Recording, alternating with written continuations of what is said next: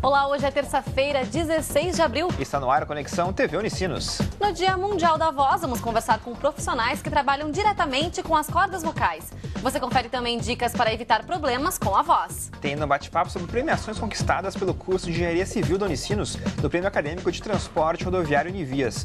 Participe do nosso programa pelas redes sociais, e-mail e site. E tem também a previsão do tempo para esta quarta-feira em todo o estado. Conexão TV Unicinos está começando. Fique com a gente.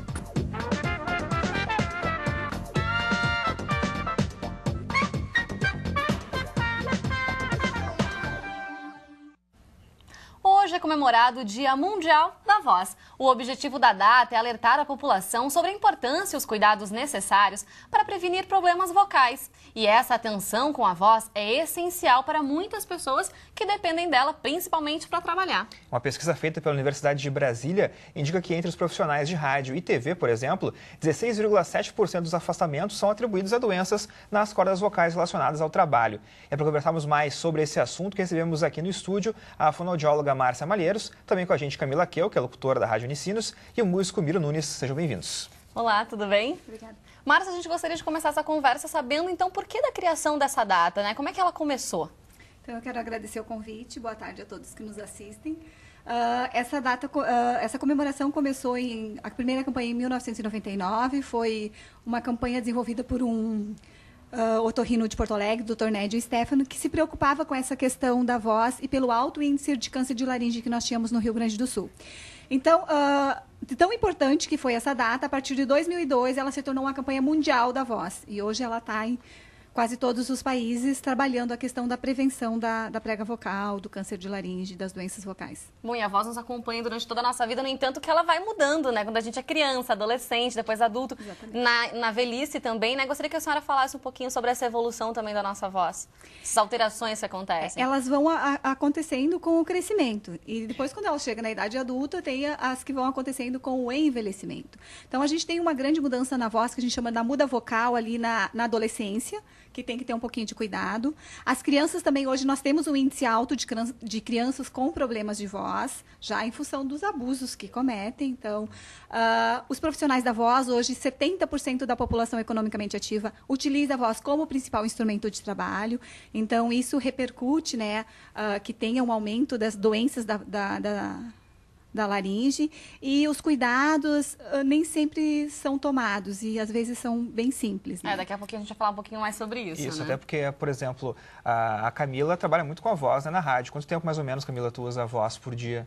Bom, direto, assim, são 3 horas. Depois, mais uma hora durante a tarde. Claro, a gente normalmente grava algumas coisas, então é um ritmo puxado, né, de utilização da voz. E fora o fato que tu usa a voz também fora do ambiente de trabalho também, né? Então, às vezes tem que dar uma economizada também, uma poupada. Então, é uma coisa que eu fui aprendendo ao longo do tempo, porque, na realidade, é muito conforme também a tua personalidade, né? E eu sou tagarela, isso é uma coisa que não dá para mudar muito, mas a gente vai aprendendo que, pelo menos, se tu quiser manter a tua voz, tu tem que diminuir o tom, tentar falar um pouco mais baixo.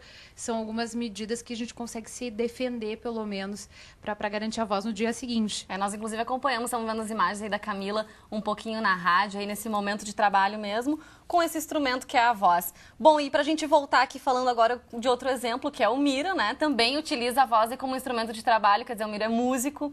Como é que fica a voz e a garganta depois de uma apresentação, por exemplo? Boa tarde, gente. Primeiro agradecer o convite, né? É a segunda vez que eu venho participar, é um prazer imenso. Acho que eu sou a pior referência que se pode ter na área de lidar com a voz. Eu já houve momentos da minha vida que eu cheguei a cantar 9 horas por dia. Que eu chegava a fazer, às vezes, 4 apresentações, 3 apresentações. Porque tem isso, né? Isso. Se apresenta num local, vai para outro, depois vai para outro. muito. E terminava às 5 horas da manhã. E o incrível, eu sou a pior referência que tem, porque eu digo que às vezes tu não pode tomar gelado, tu não pode tomar álcool, né? É o que se orienta e tal. Que aquele imitador diz que, ou alguns dizem, toma bebida quente que vai melhorar. Eu sempre tomei cerveja gelada, cantava essas 9 horas e eu sempre nunca tive problema em 30 anos de profissão que eu tenho.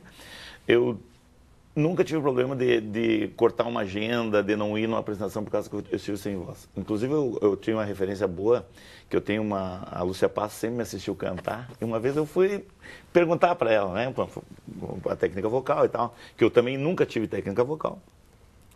Aí eu perguntando para ela, assim, numa mesa de restaurante, ela disse para mim o que eu precisava melhorar para ela, na experiência dela. E ela sempre disse, Miro, tu faz tudo certinho.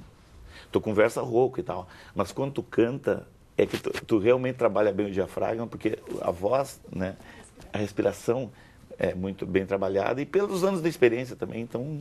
Mas o caso dele é uma exceção, digamos, que toma cerveja e ainda consegue continuar com a voz ou não, Márcia? Porque às vezes o gelado também acaba com certeza é uma exceção. Eu acho que até meu sistema... A anatomia te ajuda, me né? ajuda A natureza te ajuda. Cara, eu nunca mais tive problema nenhum, assim...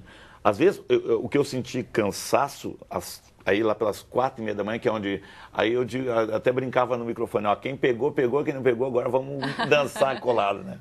Daí eu baixo um pouco no tom de folia, de agitação e tal. Hoje já mudei bastante meus hábitos, né? Por causa até porque que coisa, porque eu tenho um problema que é o contrário do teu, vê, né? que o gelado para mim é um veneno, assim, eu E tem outra questão também do ar-condicionado, né, Camila? Você trabalha dentro de um estúdio, pro Miro também deve ter essa questão, sim, né, e o cigarro, dos locais. Né? Antigamente, hoje não, mas antigamente o cigarro, cara, nós chegava assim nos bares assim que não tinha exaustão e sempre toquei em bar de muita gente, né?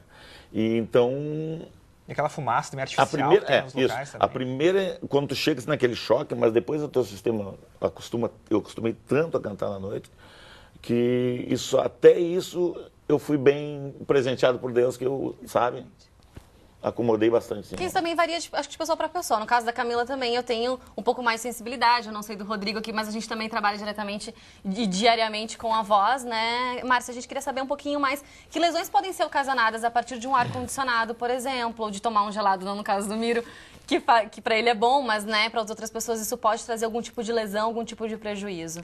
Eu acredito que bom não seja, não prejudica, né? Exato. Porque assim, quando a gente está conversando, a prega vocal se movimenta muito rápido. Então, isso gera um aquecimento. Então, o gelado, por que não é indicado? Porque você dá um choque térmico. Então, às vezes, está tão aquecido que imediatamente dá um edema de prega vocal e a tua voz já muda de tom, em função desse gelado. Então, talvez ele esteja acostumado, o corpo dele, a prega vocal, está acostumado com isso, mas, em geral, isso é prejudicial. E o ar-condicionado é no sentido que ele resfria também uma área que é quente e por causa da umidade, que ele resseca o ambiente. Claro que hoje nós temos, graças a Deus, os splits, né, que nos ajudam muito, mas os ares condicionados de antigamente prejudicavam muito. Por essa questão da umidade, que ele retira a umidade, e ainda tinha o ruído competitivo, que então você precisava aumentar a intensidade para falar. Então isso, o que gera? Geralmente o cansaço. Pode gerar uma rouquidão, uma disfonia com o uso, se a gente não tomar algumas providências que compensem. Então, a gente sempre diz que a questão da voz é muito compensação. Se você faz uma coisa que não é boa, você tem que fazer outra para compensar. Então, quem trabalha com voz tem que estar sempre fazendo essa questão da compensação. Né? Se eu faço algo que não é legal, mas eu preciso fazer, eu trabalho exposta ao ar. Depois a gente vai querer saber um pouquinho mais dessas dicas, porque agora a gente vai mostrar que a gente foi ao campus para saber se as pessoas costumam cuidar da voz, se isso tem uma importância para elas até no próprio dia a dia. Vamos conferir. Não, eu não tenho nenhum cuidado com a voz, na verdade. Não costumo ter essa preocupação. Na verdade, eu não me preocupo muito com a minha voz, porque eu não tenho grandes problemas com isso, não fico rouca fácil, mas durante o dia procuro tomar bastante água, hidratar bastante a garganta. Eu faço um gargarejo toda manhã para afinar a voz, né, e deixar tudo nos trinques e cuidar para não tomar muito líquido gelado no inverno, né. Márcia, você percebe uma preocupação das pessoas com a voz ou é mais ou menos como a gente está vendo ali, né, que algumas fazem alguma coisa, outras nem tanto? Infelizmente, eles não têm preocupação. E isso é o que nos preocupa enquanto profissional. Porque ela é tão natural que as pessoas só se preocupam quando perdem ou quando ela começa a faltar. Então, e na verdade, tem coisas tão básicas e cuidados tão simples que não são bons só para a voz, mas para o organismo como um todo. Mas essa é a realidade, as pessoas não se preocupam com a voz. Nem quem usa ela como instrumento de trabalho. Nós temos um exemplo maior que na parte artística, que foi agora, recentemente, nós tivemos o Zezé de Camargo Luciano, teve um problema gravíssimo, mas eu, assim, na minha concepção de músico, eu vejo que uma das vantagens que eu tenho disso, já em função de trabalhar com isso, é a adaptação dos tons. Às vezes a pessoa quer cantar num tom que o seu registro não permite. Alcança. Aí o que acontece?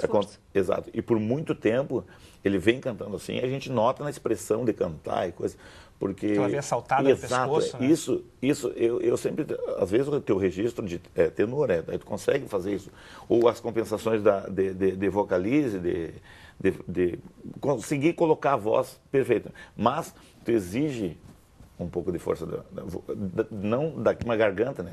O teu registro é outro, e eu adapto isso bem. Ainda mais quem é cantor, Exato. tem que ser algo natural, né? Exato. A gente vai ver depois o Miro cantando aqui, tocando pra gente também. Porque agora a Conexão faz uma pausa para um rápido intervalo e na volta, claro, a gente continua, né, Rodrigo? O bate-papo aí com os profissionais que dependem da voz para trabalhar. Isso aí, Vanessa, você vai ver que hábitos diários são essenciais para a prevenção de problemas vocais. Nós já voltamos.